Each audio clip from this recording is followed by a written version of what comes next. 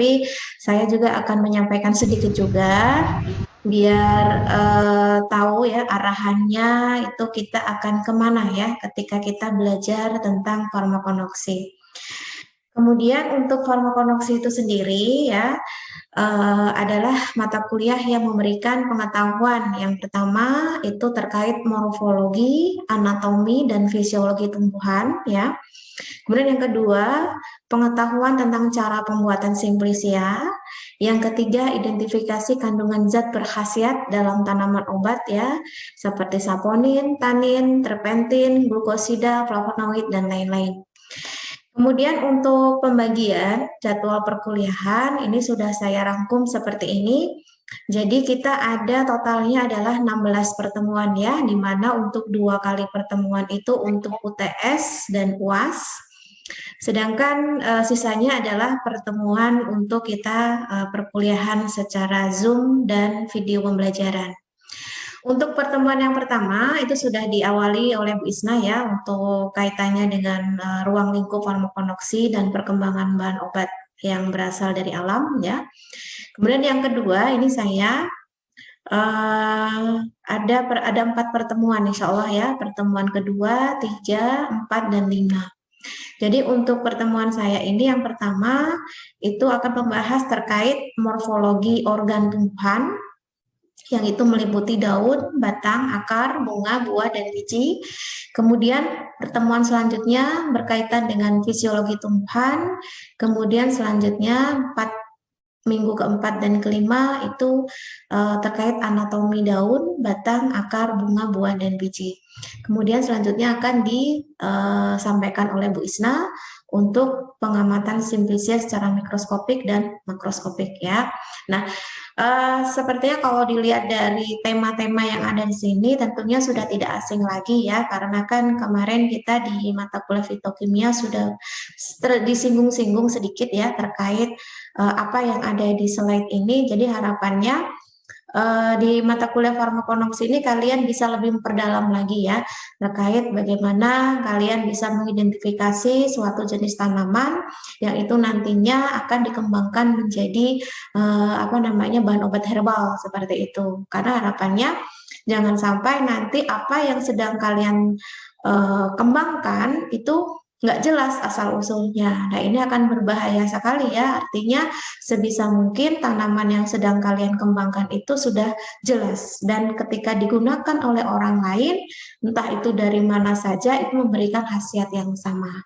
Jadi khasiat itu tidak hanya di kalian saja, tetapi ketika digunakan oleh orang lain, itu memberikan khasiat yang sama pula. Kemudian dilanjutkan pengamatan simplisia ya secara makroskopis dan mikroskopis. Kemudian setelah itu ada analisa ya, analisa terkait kandungan zat berkhasiat dalam tanaman. Jadi farmakonoksi ini akan diampu atau diajar oleh 3 dosen ya, Bu Isna, saya, dan Bu Yola, sesuai dengan jadwal yang sudah ditetapkan. Oke, untuk pertemuan yang pertama ini akan membahas terkait morfologi tumbuhan. Sebetulnya tema yang pertama ini lebih tepatnya adalah mengingatkan kembali ya, mengingatkan apa yang sudah kalian pelajari sebelumnya, terutama yang dari SMK. Ini mungkin sudah tidak asing lagi ya dengan farmakonoksi yang begitu banyak hal-hal yang sudah diperoleh, jadi tinggal menyempurnakan saja.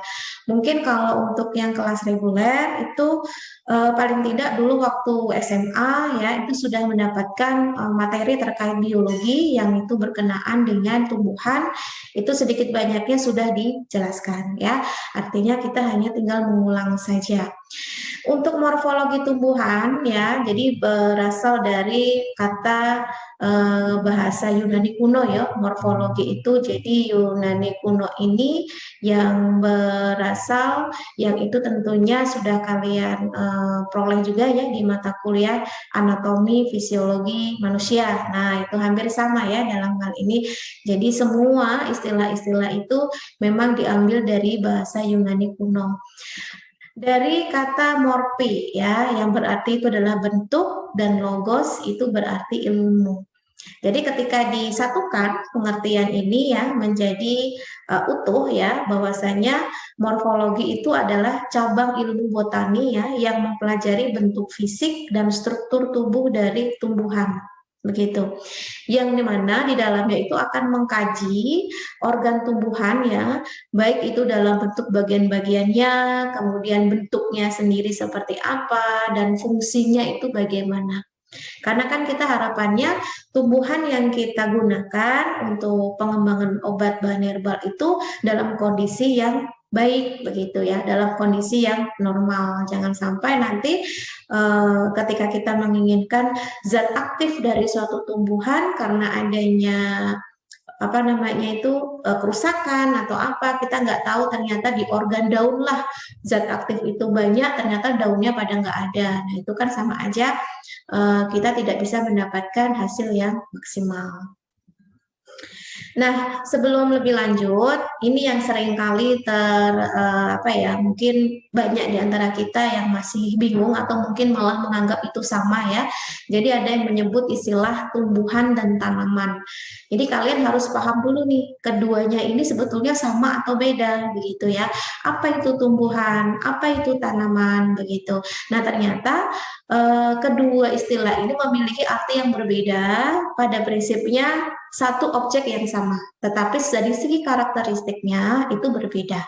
Bedanya di mana? Bedanya kalau pada tumbuhan, ya tumbuhan ini adalah flora yang tumbuh dan berkembang secara alami tanpa campur tangan manusia. Ya, jadi tidak ada istilah pembudidayaan yang bersifat apa namanya itu buatan begitu ya, yang sengaja ditanam begitu, tidak, tapi dia tumbuh secara liar ya, artinya hanya alam yang mungkin membentuk proses pertumbuhannya. Sedangkan kalau tanaman itu adalah proses tumbuhnya dari tanaman tersebut ya, itu ada campur tangan manusia. Nah, dalam hal ini adalah proses budidaya yang diterapkan oleh manusia. Oleh karena itu memang ada hal yang menjadi penekanan di sini. Kenapa? Karena penting sekali ini untuk menentukan bahan baku untuk simplisia. Dari mana tanaman itu diperoleh? Nah, mungkin kemarin waktu kita praktikum fitokimia, ketika saya minta kalian untuk mencari sampel ya, ada yang memang ditanam sendiri, ada yang memang itu diambil dari pekarangan orang yang memang kita nggak tahu ya, itu asal mulanya tumbuh sendiri atau budidaya, malah banyak yang tumbuh sendiri. Nah itu perlu ditelaah lebih lanjut. Kenapa? Karena dalam hal bahan baku simplisia ini, jenis tanaman itu harus diketahui secara jelas dulu asal usulnya. Ya, kemudian umur panen dapat ditetapkan, lingkungannya dapat diatur. Kenapa? Karena ini sangat menentukan kapan masa panen itu dilakukan, dan masa panen itu ditentukan zat aktif itu sudah maksimal belum ada di dalam tumbuhan tersebut. Ya, kalau kalian masih ingat ada istilah metabolit sekunder. Jadi metabolit sekunder itu yang memang dihasilkan oleh tumbuhan, dan setiap tumbuhan memiliki waktu yang berbeda-beda. Ya, ada yang mungkin masih muda sudah ada metabolit sekundernya. Ada yang mungkin menunggu usia tua dulu ya baru muncul metabolit sekunder yang diinginkan. Nah, oleh karena itu untuk keseragaman hasil yang diperoleh itu harus mengetahui kapan panen itu ditetapkan. Nah, kalau memang sifatnya itu liar, kita tidak tahu antara satu dengan yang lainnya itu apakah sama tumbuhnya.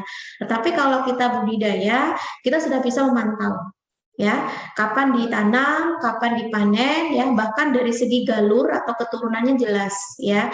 Ini sangat penting sekali. Kenapa? Karena ketika terjadi perbedaan galur, tentu secara karakteristik genetiknya berbeda. Nah, ini memang perlu ditelaah lebih lanjut lagi ya. Tujuan kita untuk menganalisis itu untuk apa? Karena kalau untuk pengembangan obat herbal yang skala besar itu tidak boleh sembarangan ya mengambil di hutan atau di pekarangan liar, tidak boleh. Jadi harus ada sumber yang jelas. Memang sengaja ditanam sehingga kita tahu asal usulnya seperti apa, dan memang betul-betul itu adalah tanaman yang kita maksud ya. Jangan hanya sekedar sepertinya mirip. Nah, sepertinya mirip ini kan hanya pandangan kita aja, tapi ternyata itu adalah tanaman yang berbeda.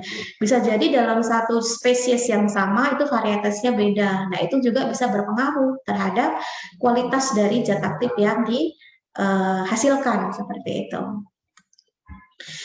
Nah, sekarang kalian harus tahu dulu. Nah, ini sebenarnya hanya mengulang saja ya, bahwasanya tumbuhan atau tanaman ya dalam hal ini objeknya adalah sama, harus dibedakan dengan makhluk hidup yang lain. Contohnya hewan ya.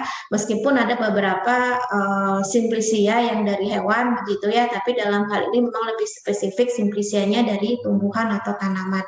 Jadi tanaman atau tumbuhan itu merupakan kalau berdasarkan selnya, tipe selnya itu bersifat eukariot ya dan multiseluler. Silakan Anda cari sendiri apa itu eukariot, apa itu multiseluler. Ini sudah saya sampaikan di mata kuliah mikrobiologi. Meskipun pada saat itu saya lebih apa namanya menonjolnya adalah bakteri, tetapi kan ada perbedaan antara bakteri dan makhluk hidup yang sifatnya makro seperti manusia dan tumbuhan. Nah, itu silakan dipelajari lagi.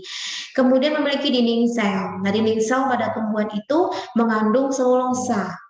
Nah, yang menjadi ciri khas lagi adalah bahwasanya tumbuhan itu memiliki klorofil yang bisa berperan ya membantu dalam proses fotosintesis atau proses pembuatan makanan. Makanya tumbuhan itu dapat membuat makanannya sendiri sehingga dikenal sebagai makhluk hidup yang bersifat autotrof ya. Beda dengan manusia, beda dengan hewan yang tidak memiliki klorofil. Kemudian dapat menyimpan cadangan makanan itu dalam bentuk pati atau amilum. Nah, ini ada beberapa jenis tanaman yang memang apa namanya itu kelihatan ya kalau di dalam tubuh dari tumbuhan itu ada kandungan pati atau amilumnya seperti itu. Kemudian bersifat stasioner, artinya tidak bisa bergerak sesuka hati ya seperti manusia begitu. Mereka hanya bisa tertanam di suatu media dan tidak bisa dipindahkan secara sendiri begitu, harus ada bantuan dari orang lain. Kecuali nih kalau misalkan itu adalah jenis tanaman alga hijau yang memang hidupnya di air ya dan itu bisa bergerak menggunakan flagel. Kemudian dari segi reproduksinya, beberapa tumbuhan memang sudah banyak dikembangkan, itu tidak hanya mengandalkan dari segi reproduksi seksual saja. Kenapa? Karena mungkin hasilnya kurang maksimal, kemudian apa waktunya mungkin lebih lama. Nah, biasanya dikembangkan reproduksi yang bersifat aseksual ya, dengan cara tunas, misalkan cangkok, stek dan lain-lainnya. Biasanya kalau hal seperti ini itu sudah melibatkan manusia untuk melakukan. Tapi kalau semisal bersifat alami, biasanya menggunakan proses penyerbukan, begitu ya, yang itu melibatkan organ reproduksi pada tanaman, bisa putih, bisa benang sari. Jadi dua-duanya ini harus ada di dalam tumbuhan tersebut, ya. Nah, ini sedikit saya mengingatkan kembali bahwasannya tumbuhan itu ketika kalian menyebut istilah tumbuhan, itu spesifiknya itu tidak bisa satu jenis, itu tidak bisa. Karena istilah tanaman atau tumbuhan itu sifatnya sangat luas sekali, bahkan sudah dalam skala kingdom atau kerajaan. Jadi ada kerajaan hewan ya, kerajaan animalia, ada kerajaan fungi, ada kerajaan tanaman ya, ada kerajaan bakteri. Nah, kerajaan tanaman ini pun lebih dispesifikan lagi berdasarkan karakteristik-karakteristik yang memiliki kemiripan-kemiripan, sehingga akan ada jarak antara satu dengan yang lainnya dari segi karakteristiknya. Nah, kalau kalian lihat di sini, untuk kingdom plante ya, plante itu artinya tanaman atau tumbuhan, itu terbagi menjadi dua jenis golongan. Yang pertama adalah tanaman yang tidak memiliki pembuluh. Yang kedua, tanaman yang berpembuluh.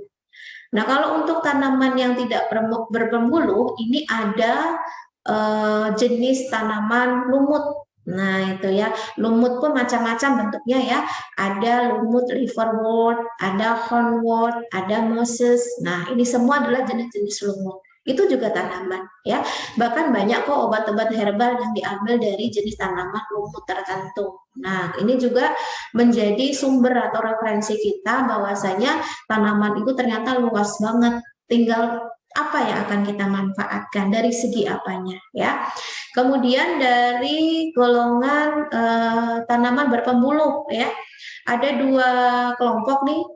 Ada kelompok Pteridophyta. Ini tumbuhan yang tidak menghasilkan biji ya, atau kita kenal sebagai tanaman paku-pakuan. Nah, ini kalau kalian ada yang suka nanam di rumah ya, tanaman-tanaman hias misalkan tuh pasti ada ya di antaranya jenis paku-pakuan. Kemudian yang kedua adalah spermatopita yang memang tumbuhan itu dapat menghasilkan biji. Nah, biji di sini tergantung tipenya. Ada yang gimnosperme, ya, biji terbuka. Ada yang angiosperme, biji tertutup. Begitu. Nah, untuk biji yang terbuka, yang tertutup atau angiosperme dibedakan lagi. Ada yang sifatnya monokotil, ada yang sifatnya dikotil. Nah, ini adalah pengelompokan-pengelompokan yang penting sekali dalam proses identifikasi tumbuhan. Ketika kalian ingin mengambil khasiat dari suatu tanaman, jangan lupa dikenali dulu, diidentifikasi dulu. Jenis tanaman itu tergolong tanaman apa? Berpembuluhkah atau tidak berpembuluhkah? Kemudian termasuk paku-pakuan atau tumbuhan berbiji. Kalau misalkan dia berbiji, termasuk berbiji terbuka atau tertutup. Kalau semisal dia tertutup, termasuk monokotil atau dikotil. Nah, itu harus jelas sekali dalam hal ini ya.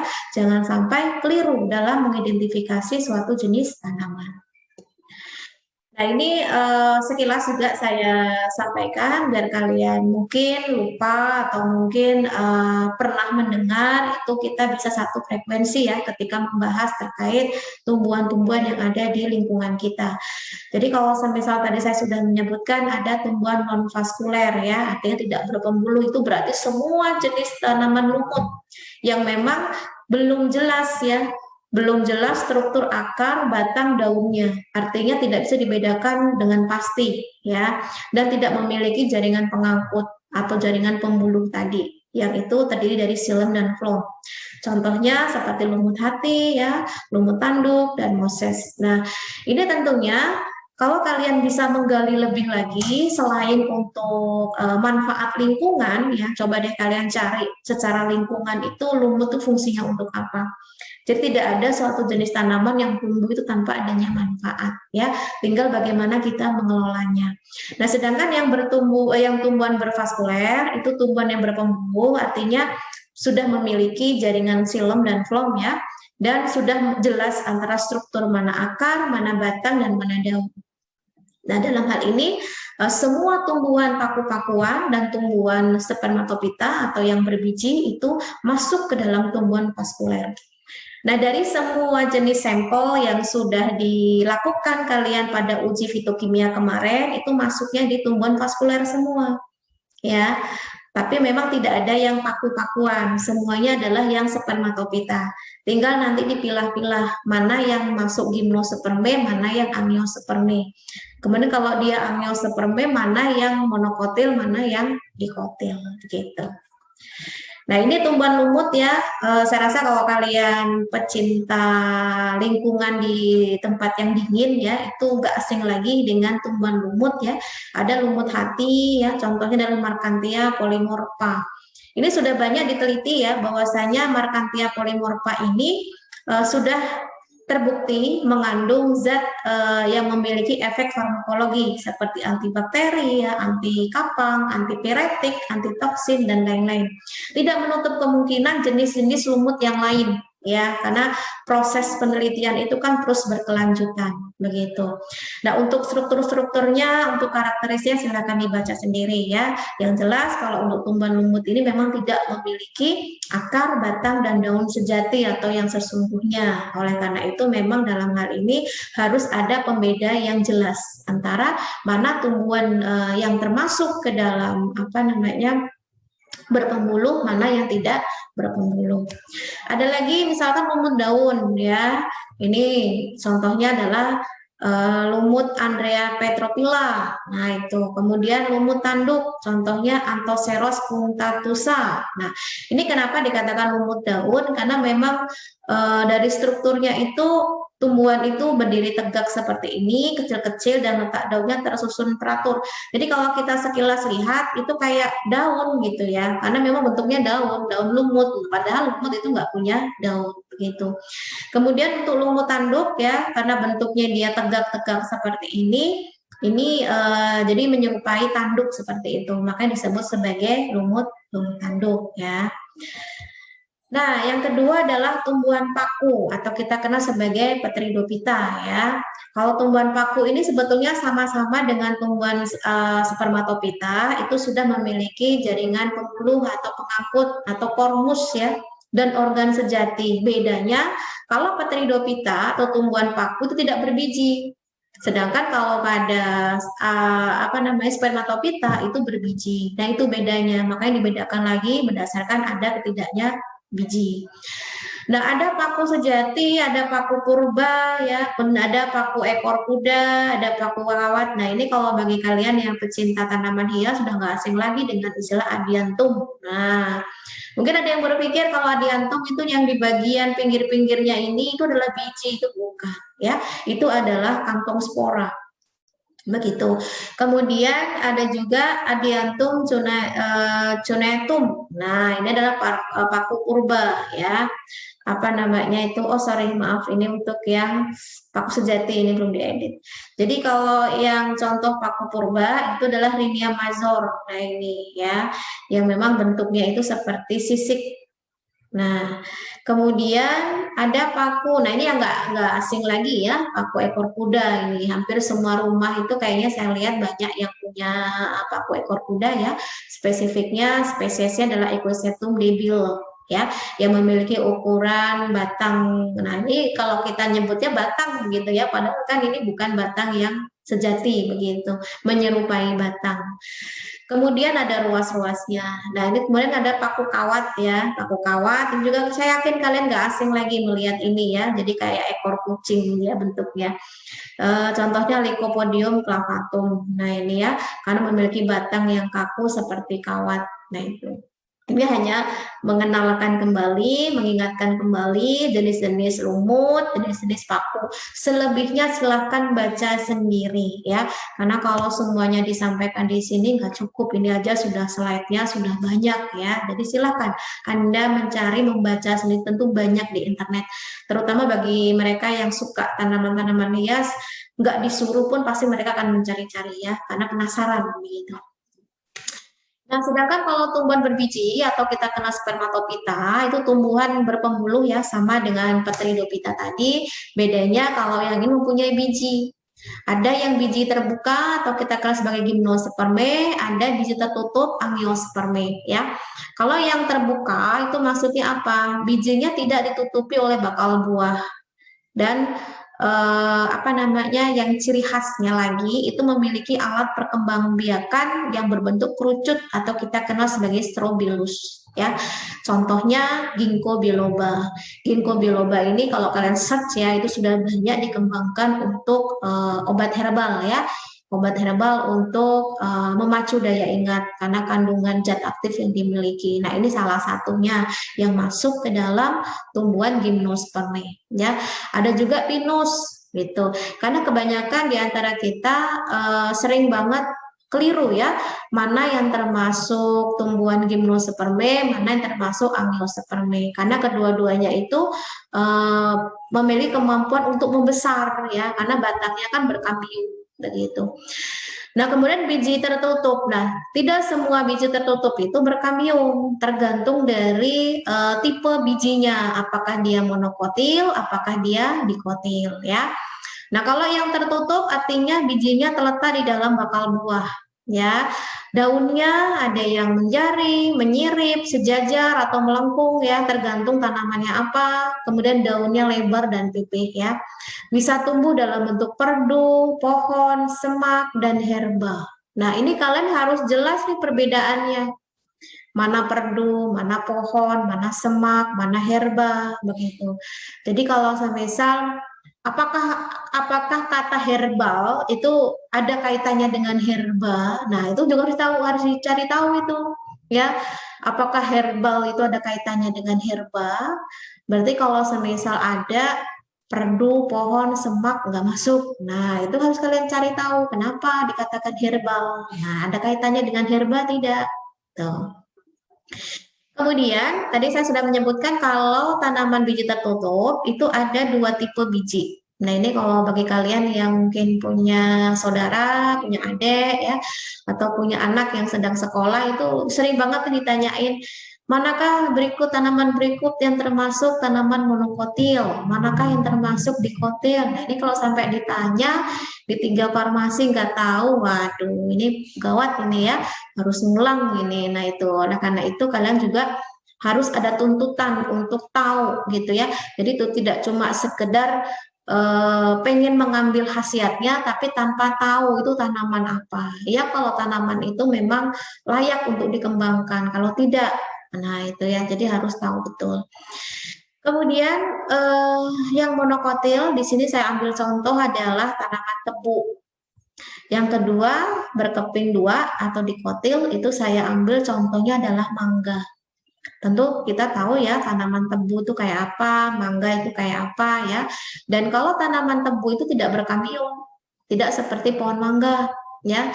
Kalau tanaman tebu itu kan apa namanya, batangnya itu kan tidak ada kayunya ya. Beda dengan pohon mangga itu yang mengandung kayu atau ada kamiumnya. Ini yang saya katakan tadi. Tidak semua angiospermae itu memiliki kamium seperti itu. Nah, ini untuk yang monokotil, untuk yang dikotil ya, untuk yang monokotil itu berarti hanya 1 kotiledonnya ya. Sedangkan kalau dikotil itu 2 kotiledonnya. Gampangnya seperti ini. Kalau biji itu bisa dibelah jadi 2 tanpa kalian apa-apain, tanpa kalian getok, tanpa kalian hancurkan, itu berarti dia berkeping 2. Contoh mangga. Ya, kalau kalian iseng-iseng ketika makan mangga, buka dalamnya ketika bisa dibelah, nah itu berarti dia berkeping 2. Jagung, nah jagung itu nggak bisa dibelah secara kayak mangga tadi bijinya, ya itulah biji dari jagung. Oleh karena itu jagung masuk ke dalam monokotil. Dari segi daunnya, batangnya, bunganya, akarnya beda ya. Jadi kalau tulang daun pada monokotil itu lebih ke sejajar atau melengkung, sedangkan kalau dikotil itu tulang daunnya bervariasi ya. Ada yang menyirip, ada yang menjari ya, dan ini tergantung dari tipe tanaman tersebut. Kemudian batang ya, kalau pada monokotil itu berkas pengangkutnya menyebar, sedangkan kalau pada tanaman dikotil itu tersusun rapi, sehingga ketika ada pembentukan lingkaran tahun itu akan ketara betul ya lapisan-lapisannya. Kemudian ada bunga ya. Kalau bunga pada monokotil itu bagian perhiasan bunganya hanya terdiri dari 3 atau kelipatannya. Sedangkan kalau pada dikotil, bagian perhiasan bunganya terdiri dari 2, 4, 5 atau kelipatannya ya. Dan akar, nah ini yang ketara betul ya. Kalau akar pada monokotil itu akarnya serabut ya. Kemudian kalau yang akar tunggang itu dimiliki oleh dikotil. Kalau dilihat dari kekuatannya, yang paling kuat itu yang tunggang. Biasanya kalau yang akar serabut ini gampang dicabut gitu ya, mudah karena tidak ada yang namanya tudung akar ya yang masuk ke dalam lapisan tanah seperti itu. Nah, intinya tuh kita akan belajar mengenai organ-organ tumbuhan ya, di mana tumbuhan itu memiliki organ ya nggak beda dengan manusia ya. Manusia punya organ jantung, paru-paru, dan usus dan lain-lain. Sedangkan tumbuhan itu juga punya organ ya. Ada daun atau kita kenal sebagai folium, ada batang, kaulis, ada akar, radix, ada bunga, floss ya, ada biji, semen. Nah, ini semua memiliki bentuk atau morfologi yang bervariasi dari satu tanaman dengan tanaman yang lain. Mungkin dalam pertemuan kita kali ini tidak semuanya bisa tersampaikan ya. Artinya nanti akan saya bagi untuk yang kali ini itu kita akan membahas daun dan batang, dan sisanya insya Allah nanti akan dibuatkan video lagi. Kalau memang belum cukup juga nanti akan disampaikan pada saat sesi Zoom. Daun, nah siapa sih yang nggak kenal daun begitu ya? Hampir semua tanaman itu pasti punya daun, tapi yang masuk ke dalam berpembuluh ya, bukan yang tidak berpembuluh. Yang pertama untuk proses fotosintesis, kan disitulah letak adanya zat hijau daun atau klorofil. Sebagai respirasi karena adanya stomata di sana. Sebagai proses penguapan atau transpirasi ya. Ada juga untuk perkembangbiakan vegetatif, misalkan tunas adventif pada cacar bebek. Nah, ini adalah fungsi dari daun secara umum ya. Kemudian untuk morfologi daun bagian eksternal, karena kalau kita berbicara masalah morfologi itu berarti yang nampak dari luar aja dulu yang kita tidak membutuhkan mikroskop. Kalau sudah membutuhkan mikroskop itu berarti sudah masuk ke internal atau di anatominya. Kalau morfologi daun itu yang dari luar atau eksternalnya. Jadi ada pengelompokan morfologi daun ya secara eksternal, ada daun lengkap, ada daun yang tidak lengkap. Kalau daun lengkap itu punya helai daun atau lamina, punya tangkai daun atau petiolus ya, punya pelepah daun atau folius. Yang mana masing-masing itu ada fungsinya ya. Yang fungsinya helai daun itu untuk fotosintesis ya, tangkai daun untuk menempel ya, menempelnya helai daun itu agar tidak mudah patah ya. Pelepah daun itu untuk mendudukkan daun pada batang. Begitu, meskipun ini semua ada variasinya tergantung dari jenis tanamannya apa. Sedangkan kalau tanaman daun yang tidak lengkap itu tidak memiliki salah satu atau kedua dari daun lengkap tadi ya. Nah, ini bisa dilihat pada gambar ya. Jadi yang pertama itu adalah daun bertangkai. Jadi hanya terdiri dari tangkai dan helai saja ya. Contohnya nangka dan mangga. Nah, begitu. Jadi sudah bisa dilihat di sini ya bahwasanya nangka ini memiliki helai daun dan tangkai. Sedangkan yang kedua adalah daun berupih atau daun berpelepah ya. Di sini contohnya adalah padi dan jagung, begitu. Ini sudah nampak sekali ya pelepahnya. Kemudian daun jagung pun juga sama, memiliki karakteristik yang termasuk dalam tumbuhan monokotil seperti itu. Kemudian ada juga daun yang hanya terdiri atas helaian saja, tanpa upih dan tangkai, jadi cuma helai aja. Jadi helaian daun itu melekat pada batang ya, jadi langsung menempel pada batang dan memeluk batang atau kita kenal sebagai ampleksi kaulis ya, jadi dia memeluk batang gitu. Contohnya pada biduri. Nah, dan tempuyan. Nah, ini kalau kalian pernah lihat tanaman ini, coba kalian perhatikan itu tidak ada pelepah dan tangkainya. Jadi langsung helai itu langsung nempel pada batang begitu. Yang keempat ya, ini memiliki tangkai yang berbentuk pipih begitu ya, sehingga menyerupai helaian daun atau kita kenal sebagai filodia. Nah, ini khas banget ini. Jadi apa ya? Kita berpikirnya ini adalah daun ya, tapi ternyata ini adalah tangkai berbentuk pipih ya, bukan daun ya. Mungkin selama ini kita menganggapnya kalau akasia itu memiliki daun yang sempurna begitu, tapi ternyata ini adalah tangkai yang bentuknya pipih dan panjang. Oleh karena itu kita kenal sebagai helaian daun semu atau palsu ya, atau filodia. Contohnya pada tanaman akasia. Oke, latar tambahan lainnya ya, silakan dipelajari sendiri. Ada stipula ya, ini pada tanaman bunga mawar ya, yang itu fungsinya untuk semacam melindungi kuncup bunga yang masih muda gitu ya. Ada juga selaput bumbung. Nah, ini khas ini pada tanaman polygonum ya, yang untuk menyelubungi pangkal suatu ruas batang ya, atau kita kenal sebagai okre atau okrea begitu.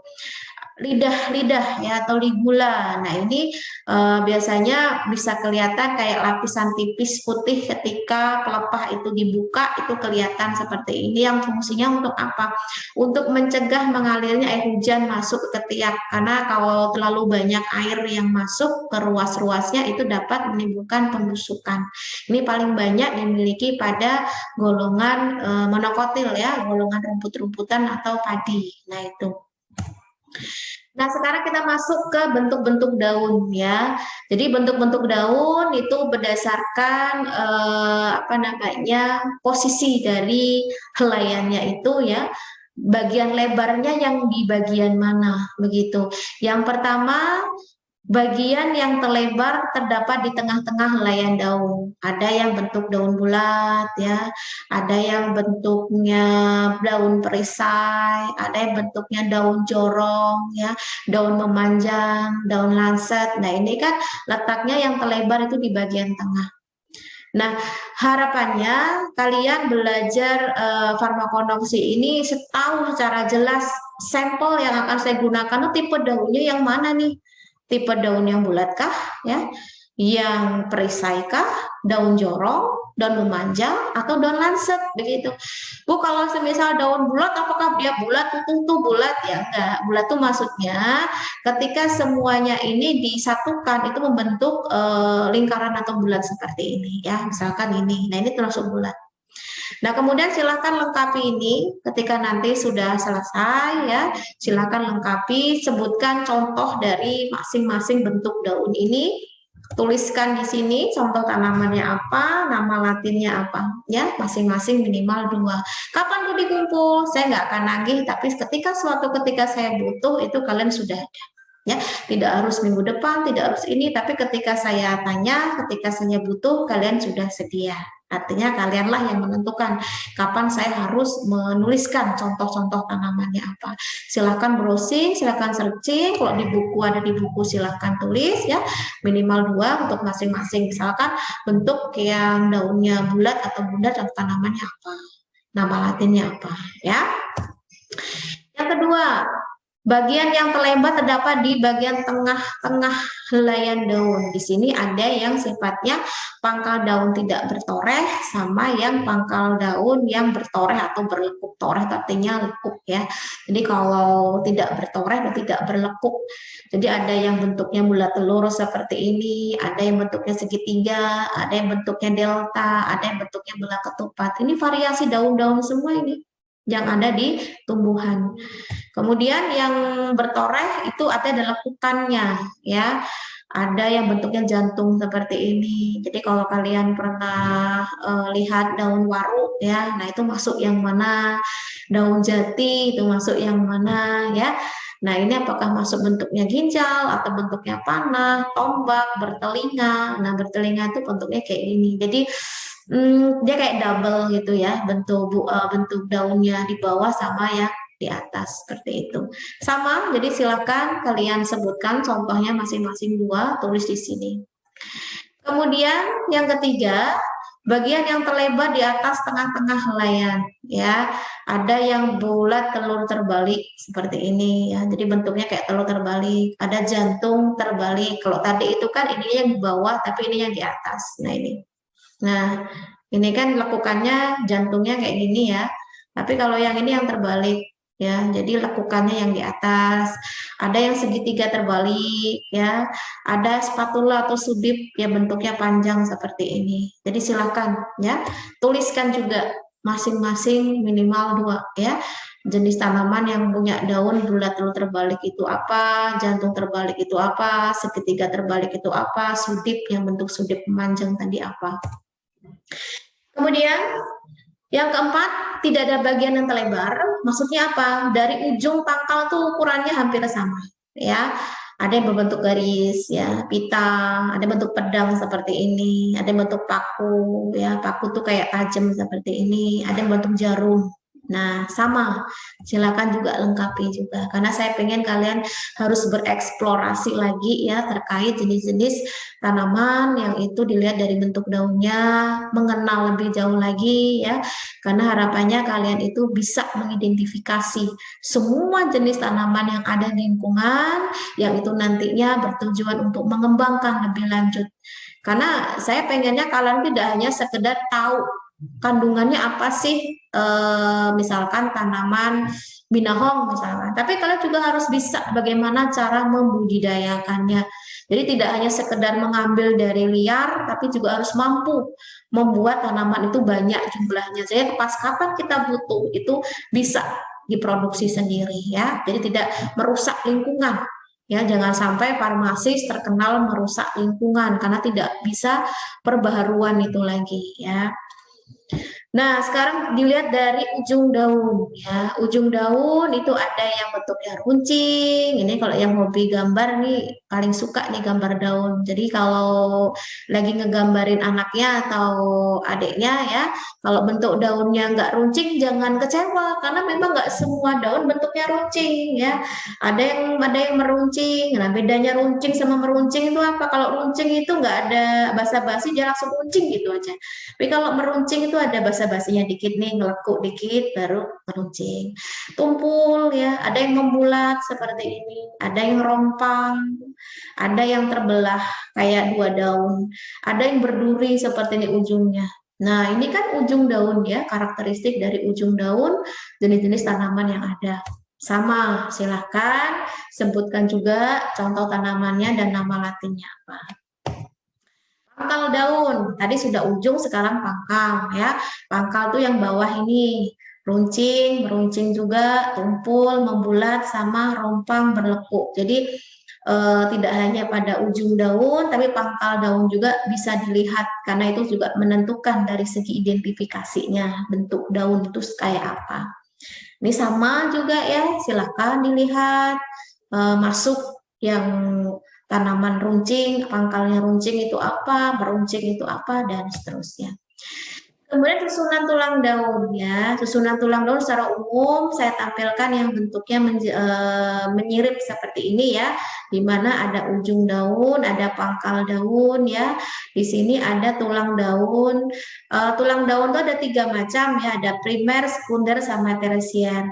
Ini hampir mirip kayak filosofi paru-paru.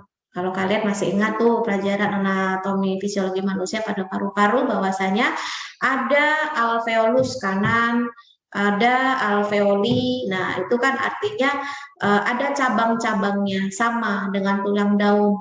Kalau yang primer itu yang langsung keluar dari apa namanya ini tangkai daun. Tapi tulang daun primer itu bisa bercabang-cabang lagi menjadi sekunder. Dari sekunder bercabang-cabang lagi menjadi daun tersier. Itu yang menggabungkan secara utuh helai daun tersebut sehingga tidak mudah koyak atau rusak ya. Nah, kemudian jenis tulang daun. Nah, ini ada perbedaan secara spesifik ya antara tumbuhan dikotil dan monokotil. Dikotil itu memiliki pertulangan daun menyirip dan menjari. Kalau monokotil itu sejajar ya atau melengkung. Lebih simpel dia kalau yang monokotil. Tapi kalau yang dikotil itu variasi memang banyak banget ya. Ada yang menyirip, menjari ya, ada yang sifatnya tunggal, ada sifatnya majemuk. Nah, itu. Tipe daun. Nah, tipe daun ini ada yang bukan tipe, astagfirullah. Tepi ya, tepi daun. Nah, tepi daun itu ada yang rata, ada yang bertoreh ya. Rata itu maksudnya nggak ada lekuk-lekuknya. Nah, lekuk-lekuknya itu tentunya sangat berpengaruh pada bentuk dari tanaman itu. Begitu. Sedangkan yang mungkin yang tidak berlekuk itu tidak berpengaruh. Jadi bentuknya bulat gitu ya. Nah, ini contohnya di sini. Pada gambar A ini dia melengkung ke bawah. Jadi kalau kalian pernah menjumpai tanaman yang daunnya melengkung ke bawah itu bukan karena kena angin, bukan karena dirusak orang, memang bentuknya seperti itu gitu ya. Ada yang rata, ada yang berombak, ada yang sangat berombak, ada yang beringgit, ada yang berigi. Nah, beda-beda nih, ada yang bergigi, ada yang bergigi ganda, bergerigi ganda. Jadi udah bentuk kayak gini, bentuk lagi celah lagi, bentuk gerigi lagi ya. Kemudian tepi daun yang lekukannya merdeka. Nah, merdeka ini maksudnya bebas gitu ya. Ada yang bergerigi ganda, ada yang berlekuk, ada yang bercangap ya atau menyirip, ada yang berbagi atau menyirip. Nah, beda ini. Menyirip, ini menyiripnya bercangap, kalau yang ini menyiripnya berbagi. Jelas pembagiannya. Kalau ini masih ada gerigi-geriginya. Nah, ini adalah morfologi dari bentuk-bentuk daun ya. Yang itu juga harus kalian perhatikan. Daging daun. Oke, kalau daging daun memang nanti kita kaitannya dengan lapisan di dalamnya. Nah, ini mungkin tidak saya sampaikan sekarang ya. Nanti kalau kita sudah masuk ke bagian anatominya. Jadi kenapa kok ada istilah daging daun? Apakah daun itu benar-benar ada isinya atau enggak gitu ya. Jadi nanti kita akan tahu di mana sih letak dari stomata, di mana sih letak dari klorofil itu. Sehingga kita akan lebih banyak menelaah kandungan dari anatomi tumbuhan itu dari daun ya khususnya. Nah, di sini ada yang bagiannya ada yang tipis seperti selaput ya, tipis seperti kertas ya, tipis lunak, ada yang tipis dan kaku seperti perkamen ya, ada yang tebal, kaku seperti kulit ya. Bahkan ada yang berair dan seperti daging gitu ya, tebal gitu ya. Nah, ini semua tergantung dari tipe tanaman tersebut. Warna daun. Nah, warna daun ini juga bisa langsung apa ya, menebak, kita bisa menebak gitu ya. Di dalam dari daun itu ada kandungan apa. Kalau semisal kandungannya dia hijau, itu kebanyakan memang mengandung klorofil gitu. Tapi bukan berarti tidak ada kandungan yang lain, ada. Tapi mungkin didominasi oleh klorofil. Kalau dia bentuknya kuning, itu ya bukan berarti nggak ada klorofilnya, ada, tapi didominasi oleh warna kuning, yaitu xanthofil. Misalkan ada daun yang berwarna merah gitu ya, itu berarti mengandung likopen. Kemudian ada yang berwarna jingga, berarti beta karotidnya tinggi. Nah, itu semua menjadi parameter yang dapat kita lakukan ya sebelum diuji gitu ya kandungannya apa di dalam daun tersebut. Nah, jenis daun di sini ada daun tunggal, ada daun majemuk. Sebetulnya prinsipnya simpel sih. Jadi kalau dia daun tunggal itu berarti hanya satu helai ya pada tangkainya. Tapi kalau daun majemuk dalam satu tangkai itu bisa lebih dari 2 daun atau lebih begitu ya. Jadi bentuknya bisa kayak gini ya. Ini yang bentuknya pinat ya. Ada yang bentuknya unifoliat seperti ini. Ada yang bentuknya bifoliat ya. Jadi dalam satu tangkai itu ada dua bunga lagi, 2 daun seperti ini. Ada yang palmitat ya. Ini yang dalam satu tangkai ada 1, 2, 3, 4, 5 dan seterusnya. Ini disebut sebagai daun majemuk. Itu untuk daun ya. Kemudian batang. Nah, fungsinya pun ada kemiripan dengan daun beberapa kalau batangnya berwarna hijau ya. Tapi secara umum batang itu yang kita kenal sebagai kaulis ya, itu untuk mendukung tanaman itu supaya kokoh. Karena kan dia berpijak pada media ya, yang nantinya akan ada daunnya, akan ada bunganya, buahnya, jangan sampai batang itu rapuh ya, sehingga gampang roboh. Kemudian untuk memperluas bidang asimilasi ya, yang ini kaitannya untuk penyaluran ya, sari-sari makanan, karena kan beda dengan manusia yang memiliki sistem peredaran darah. Kalau mereka kan punya yang namanya jaringan pengangkut yang itu ada di bagian batang gitu. Sebagai wadah transportasi air ya dan unsur-unsur hara dari akar ke daun, kemudian dari daun diolah menjadi proses fotosintesis, diedarkan ke seluruh tumbuhan. Kemudian ada juga batangnya yang memang digunakan sebagai cadangan atau penimbun zat makanan, yang itu paling banyak mengandung zat ati ya atau amilum.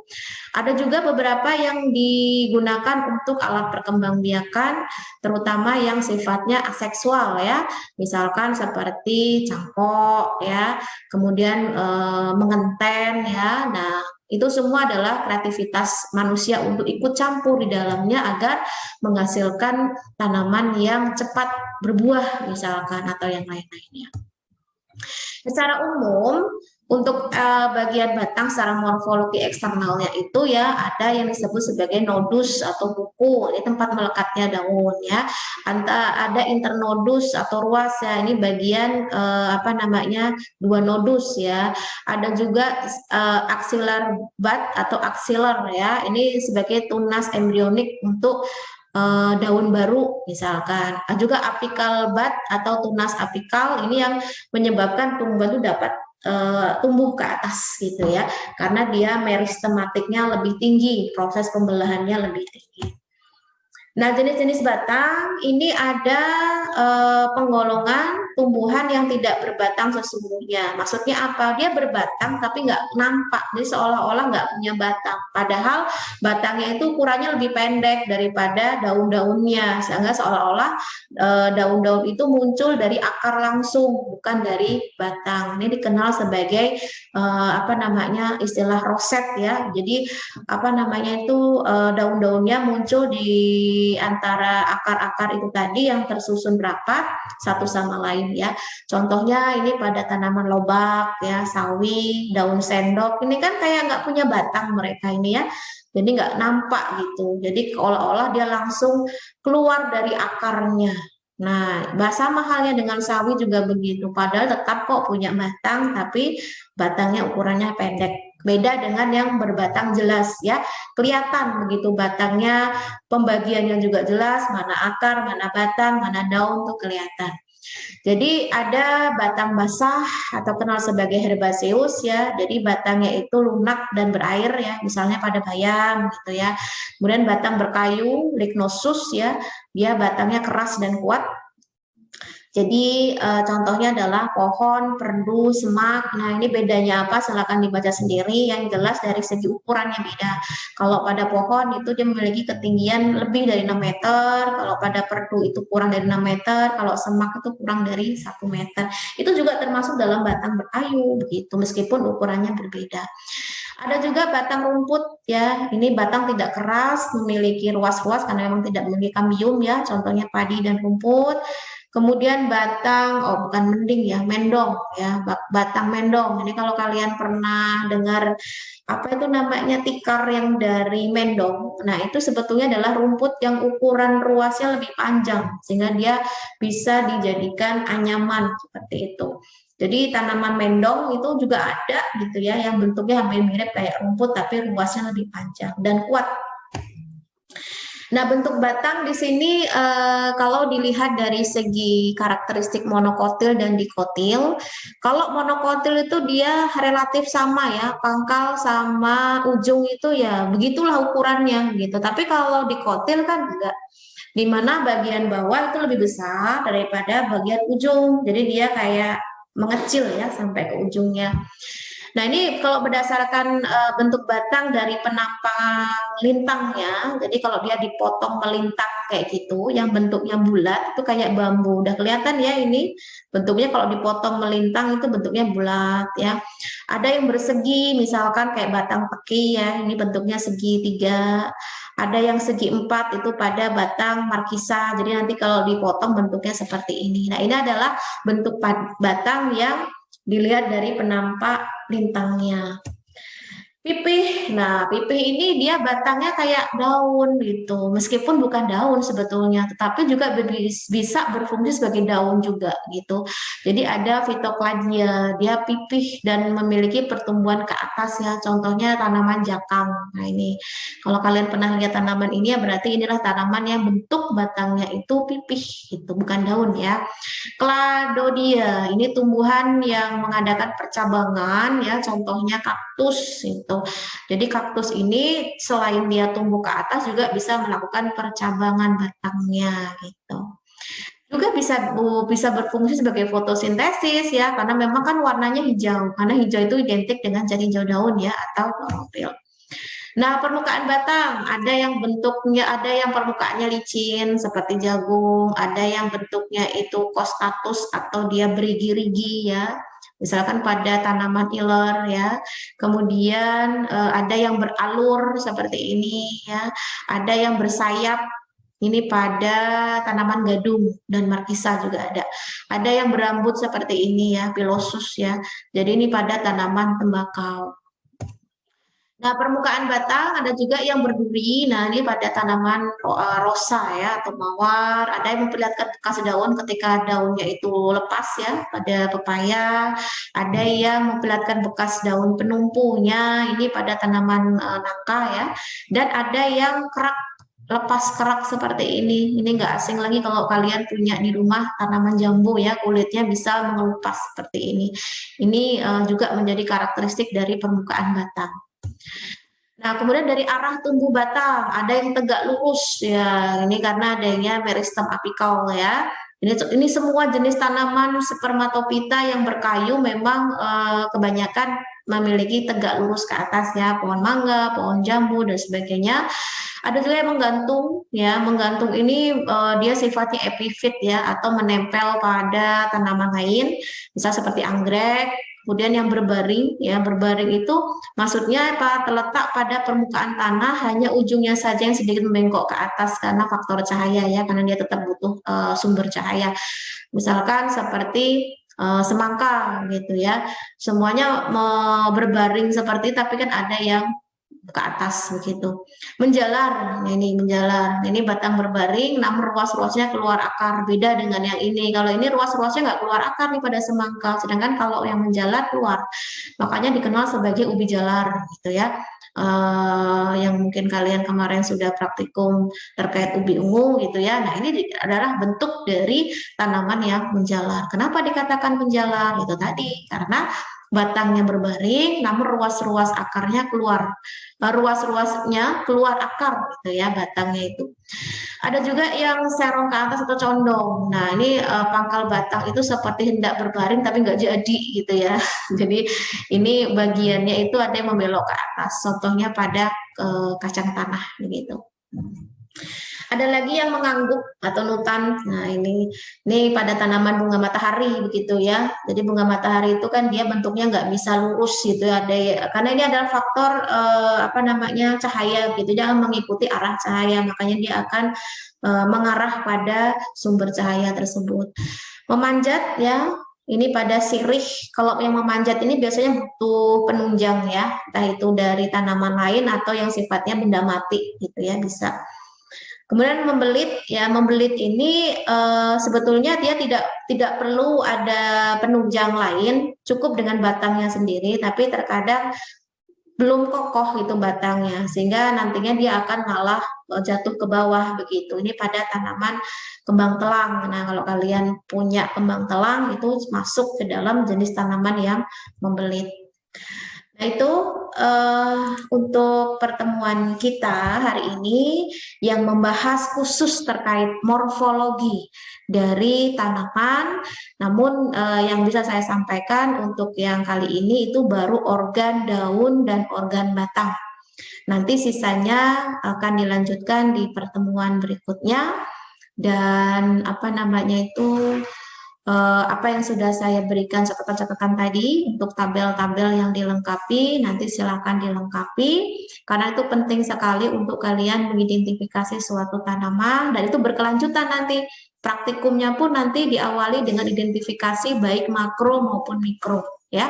Jadi sebelum kalian pengamatan mikroskopis harus paham dulu dari segi makronya begitu. Bahkan kalau kalian lihat di buku farmakope ya, itu kan nggak langsung diuji apa namanya kandungannya menggunakan KLT misalkan, kan nggak langsung, ada karakterisasi dulu ya, baik itu makro maupun mikro.